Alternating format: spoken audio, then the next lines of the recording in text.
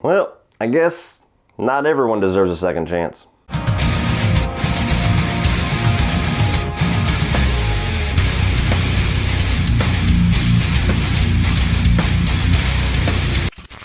So Dunkirk tells the story of an evacuation mission on the beaches of Dunkirk during World War II.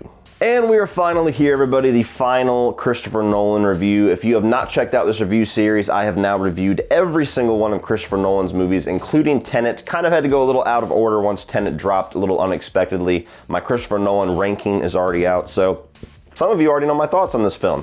I actually reviewed Dunkirk whenever it first came out in theaters, but it was in the middle of me moving. So I was moving from my apartment to the house that I'm currently renting, and you can watch this video.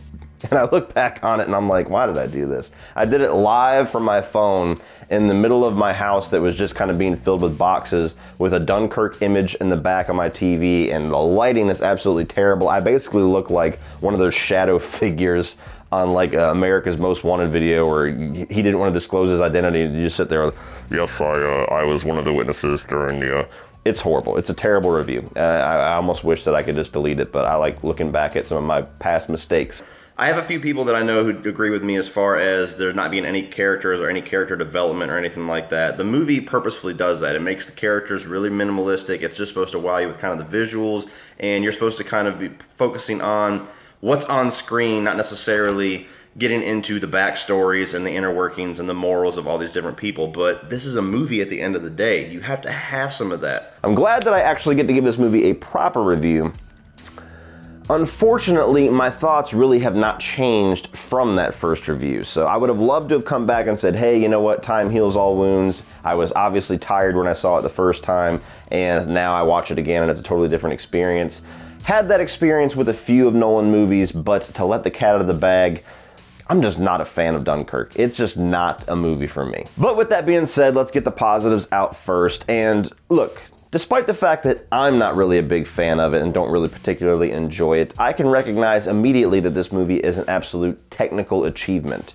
Like most Nolan movies, the dude is a phenomenal director. Whether his story works for you or not is fine, but as far as the skills of a director, how to move the camera, where to point the camera, when to use cinematography and music and the score, which is really his biggest tools in this movie because he's really not focusing so much on story or characters to build up the tension and to give the experience of this Dunkirk evacuation. He's relying on the cinematography and the score and just the ambiance of war. And it's all done masterfully. If that was his mission, he succeeded in his mission. And there are some very tense moments throughout this movie. I mean, the entire story is like a ticking time bomb. A clock ticking is a very prominent piece of audio in this movie that's kind of woven into the score, and the score itself is kind of woven around the sound of a ticking clock because these people are stuck. They're surrounded by the Germans. Death is imminent. And you get the land, sea, and air perspective of people trying to get these soldiers, these Allied soldiers, off of Dunkirk. And if you're into the story, especially if you're a war buff or if you just sit back and you're really captivated by this experience, it is a very tense story. And whether or not I feel like he delivered that story in a way that I would like to experience it, the story itself that they're going for here about this Dunkirk evacuation is a very intriguing and interesting story. I'm not really a war person, I'll get more into that, but when I do enjoy a war movie, it's when they tell a really incredible story or they give a really incredible character and their arc and, you know, that person's story to kind of draw me into that war setting. And while I do feel that the story kind of goes to the background in favor of the experience, I do like the story itself. There's some pretty good performances here. Again, it's not really a movie that's going for acting, you know, prowess. It's not a movie that's trying to give these, you know, Oscar level performances. It's more so about the experience, the ambiance, the setting of war. But you do get a lot of different characters in here. Even some really top shelf actors like Tom Hardy is not really like the focus of the movie. He's not giving a performance or delivering a character that's going to be this huge, memorable thing on his career. But for what they're required to do, pretty much every actor here does their job well. With all that being said, as far as the negatives of this movie, this is probably the most subjective review that I could ever give. Almost to the point where I really don't even know how much insight my thoughts on this movie are really gonna add to the conversation, because I've said it before and I'm gonna say it again. I'm just not really a war film person. This is just not my genre. I can count on one hand how many war films I've watched and generally love and go back to rewatch. And there's so many of the quote-unquote greatest war films of all time that I've just never really had the interest to watch. There's so many of them that are still on my movie bucket list. And with Dunkirk, that kind of means that you're already starting at a disadvantage with me, because I'm just not really somebody that goes to these movies. If it wasn't Christopher Nolan's name at the top of this poster, I probably wouldn't have seen this movie, period. And following along with that, for me personally, the choice to make the cinematography, the sound, the experience of war be the showcase here and kind of push general, typical storytelling and typical character arcs to the side really didn't do any favors for me either. I understand what they were going for, and like I said, if that was his mission, he succeeded here. That mission just doesn't really appeal to me. I'm not saying he failed. I'm not saying that this movie is terrible. I'm not saying that he should have done it the other way. All I'm saying is the success of this movie just isn't a success for me personally. I'm somebody that prefers story and characters to be forefront.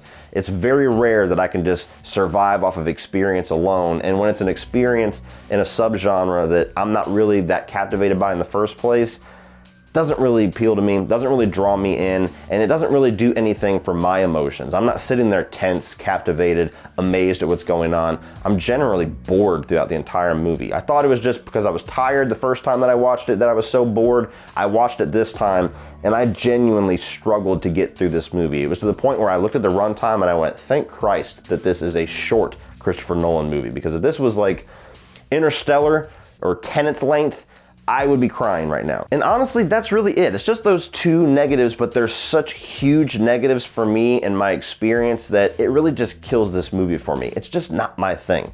Honestly, I can understand, I can respect, and I can totally recognize the genius of what is going on here. And if I love the war genre, I would probably be there right with everybody else saying that this is one of the best modern war films ever made. But it just doesn't do anything for me. It bores the piss out of me, and I have absolutely zero interest in rewatching it, and that is the only Christopher Nolan movie that I can say that for. So all in all, guys, I get it. I understand the mission here. I understand the technical prowess of what is going on. I understand the genius of what is going on, and I can appreciate all that. I just don't enjoy it. It doesn't do anything for me. I don't know what else I can say. I'm still gonna get bitching down in the comment section. I'm still gonna get some trolls. I'm still gonna get a lot of people that are like, what the fuck? You like this, but you don't like this?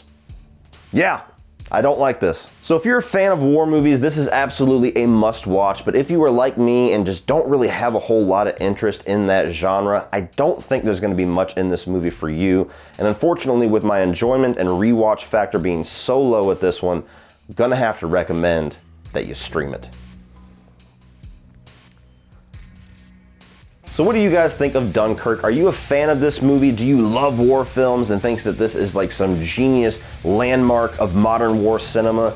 Or are you like me and it just doesn't really do anything for you and you find yourself bored? Are you somebody that loves war films but does not enjoy this one? I would be curious to hear that perspective as well. Let me know down below what your thoughts are.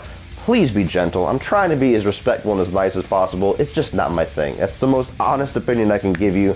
Total respect to you if you think that this is his best movie. Let me know down below, like and share this video, hit that subscribe button if you're not already a loyal, awesome Cody Leach Army subscriber. Check out my past Christopher Nolan reviews and my Christopher Nolan ranking, and subscribe for the future of Christopher Nolan, which I'm sure is going to be extremely bright. And as always, guys, remember, and with that being said, remember, guys, opinions are like assholes, but that doesn't mean that you have to be. So please don't be.